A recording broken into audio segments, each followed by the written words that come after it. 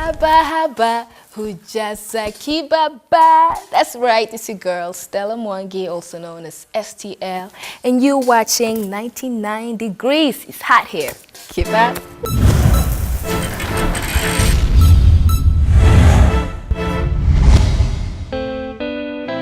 Who am I?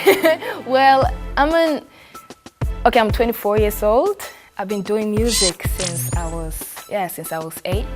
I wrote my first rap song, because I'm a rapper. I wrote my first rap song when I was 11. And that's when I knew that this is what I want to do. But okay, I've had different stage names. I remember because when I started rapping, it was my sister and my brother who taught me how to rap. And I remember I used to steal all my sister's stage name. So when she called herself Queen Jacqueline, because her name is Jacqueline, I was like, okay, then I could call myself Baby Queen. And then when she called herself Thunder, I called myself Danger. When she called herself Cash, I called myself Money. I used to bite all her names. And eventually in 2003, I remember she was like, you know what? I'm sick and tired of you stealing all my names. So just call yourself Stella. I'm like, but Stella is so, it's so natty, it's not, I need that extra pip. That's when she said, call yourself STL. Stands for Stella. So I call myself STL. But now I go with my full name, Stella Mwangi. And my dad is so proud. He's like, yes, Mwangi, yes. So I started being active in the music business in Norway. And I just whenever a known rapper from the States, like let's say Public Enemy came to Oslo, I remember I used to ask the event promoters, please let me curtain raise. And so I got to do that. And then I just curtain raising for Talib Kweli, Common at a very young age. And I remember when I was 14, Exhibit was in Oslo. And I was like, I really wanted to be a rapper, to be an artist. So I remember I asked him, can we battle? And I was 14. And I wasn't scared, I was fearless. So I was battling with Exhibit when I was 14. And then I started coming to Kenya, because I heard the music business, the music scene in Kenya is really big. So I started coming here back and forth, and that's when I met my best girl, Michelle, and Kantai, Baskubaf, and I just started being active here. We moved to Norway when I was 5 years old to a very small village called Eidsvoll. So the first few years were I learned a lot. And then, we also had to learn Norwegian.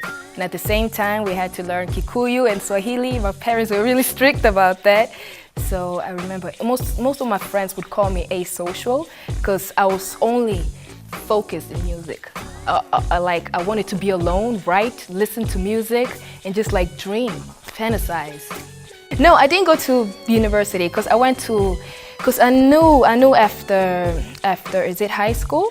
Yeah, I knew after high school that I had to get a job because it costs doing music. It's not free. You have to have music videos, studio time, all of this costs money. So that's where I went to college for hotel business, yeah, and waitress. So I got a job and I started working day and night. So in 2007, that's when I had saved enough. No, I actually didn't save that much. I just decided that, you know what, I would take a break and just see what happens with the music. Because it came to a point where I was tired. I was tired working, then coming home and then trying to find inspiration to write songs. It's not easy. So I remember I quit my job. And then I was like, okay, now what? I was praying. I was like, please, God, show me the way. And so I started being active in Norway, also doing music.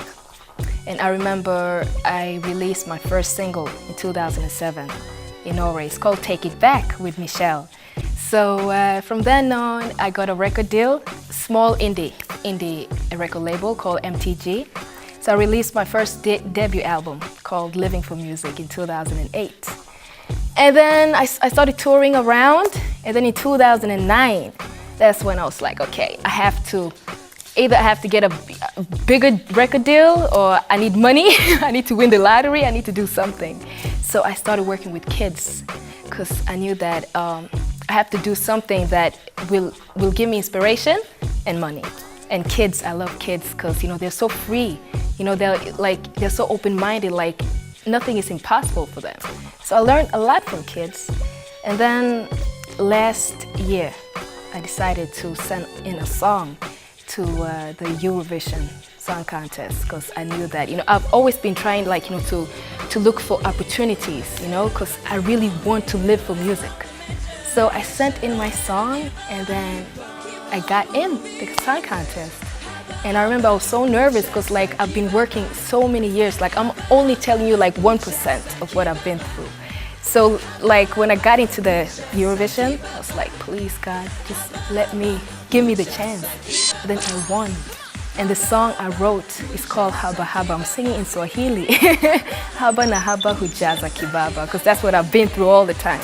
So I won, so now I'm representing Norway for the Eurovision Song Contest in May.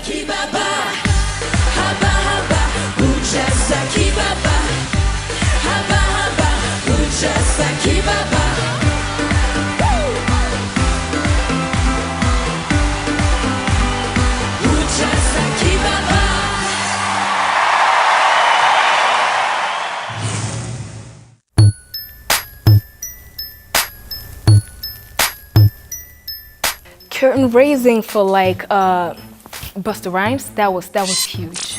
It was huge because I'm a huge fan of Busta Rhymes and his backup Spliff Star.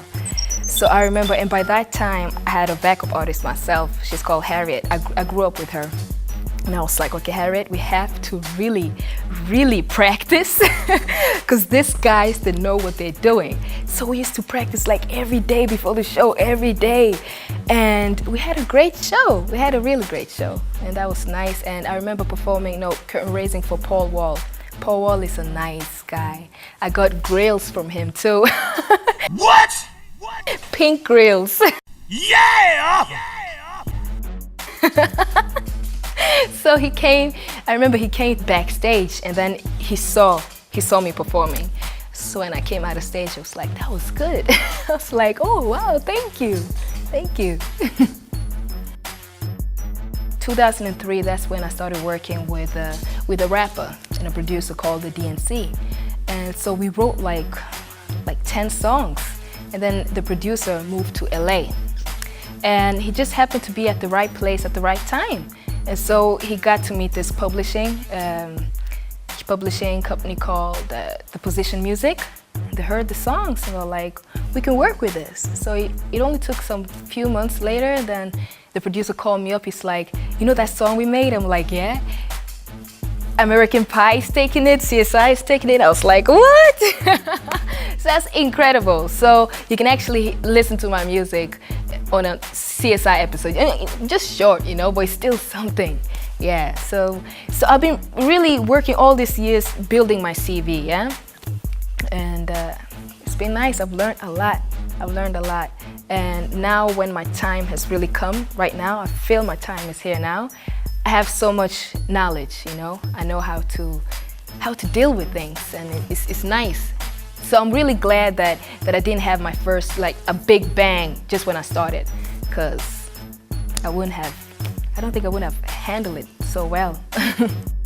I remember my first single, Happy with Kantai. That's when I really got into this market.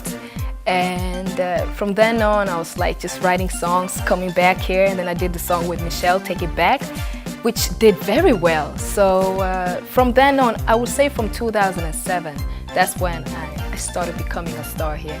And I won the Kisima Award for Best New Act. That was in 2006 after the Happy song. And then I was nominated for Best New Act at the MTV Music Awards, which was in 2009, 10. So yeah, so I would say it's just things been just just rolling, and then at the right place at the right time, things happen. And it's such a great feeling, growing up in Norway. I'm Kenyan. I was born in Maragua. So I speak fluently Kikuyu. But now growing up in Norway and knowing that I have a name back home it's indescribable. That feeling is nice. So whenever I'm like online, I see people like on Facebook. I have so many Kenyan fans. It's so nice. Oh my God. And people, they write to me in Kikuyu. They're like, yes, yes. Sinuito. Yeah, so it's nice. I was here last year for the Sepetuka. And I remember like everyone was like, they knew actually the lyrics. I remember the Biashara song. Everybody like, Biashara, ne? Biashara. But in Norway, it's like, I've been really struggling there. But like the song Take It Back, it was huge in Norway as well. So, the crowd sing along. So, but I can say the difference is only that I think Kenyans they've really supported me, because here's where I really started doing professional music. Here's where I had my first single as #1, and yeah, it's been amazing. And I love, like, if it wasn't for my Kenyan fans, I don't know how it could have been, because they've really supported me. Getting emails, getting fan mails, like people telling you that, this song of yours called The Dreamer, it has really inspired me, and it keeps me going. So my Kenyan fans, they've been there from day one. Kenya is my home. I grew up in Norway, so that is also my home. So I feel like I'm only going home when I'm traveling back and forth. Yeah. My parents, they've always supported me. But, they've always been really strict about, okay, if you're gonna do this, you have to do it. You can't just play around with it. And that's why I had to work as a waiter, as a chef, day in, day out. Because, they were like, if you're gonna do this, you're on your own, So they've been really supporting me, but now they're so happy, because they know I've struggled for so many years. And it came to a time where my mom was like, are you sure you want to keep on? I'm like, yes, I'm not giving up. And now they're so proud. They're really proud. And, it gives me more energy, to keep on. When I see like my family, they're really supporting me now. It's like, yeah, it's nice. Well, what I like to tell people is that listen to my song called The Dreamer. Because The Dreamer, I'm talking about this topic, about having a dream. Whatever it is, if you want to be an astronaut or doctor or artist, whatever it is, you just have to keep on. I know it sounds like, oh, keep on, but it really is. You just have to keep on, because when you're having a dream, it's like everybody else is blind. You have to lead the blind people, yeah? So you just keep on doing that until they open their eyes and just see, wow, this is what we've been dealing with. So you just have to keep on, and you have to have faith in yourself. That's important, because that's what kept me going. Because as I'm telling you, I'm only telling you like 1% of all the struggle that I've been. The funny thing is that I've been doing this for so many years, and I've been going all the time to different record labels, trying to tell them what I can do, They'll be like, but when I got to stand on it's like, yeah, it's the biggest stage in Norway right now, the Eurovision. It's like all the labels that I've been through calling, trying to give them my CDs, so standing in line. And I was like, thank you, Lord. See, it was funny, but yeah, I'm signed to EMI Records now. I'm working on my album, which will be released in May. So that would be nice. Of course, I've had a lot of challenges, difficult challenges. I've had, people telling me that, this will never go, this will never work. Of course, but it's in the game. When you have a dream, you have to face this type of things. People telling you that you'll never make it. But you see, eventually people will wake up. Yeah. And that's when you'll say, I'm glad I didn't quit. She got it, and they wanna know about it.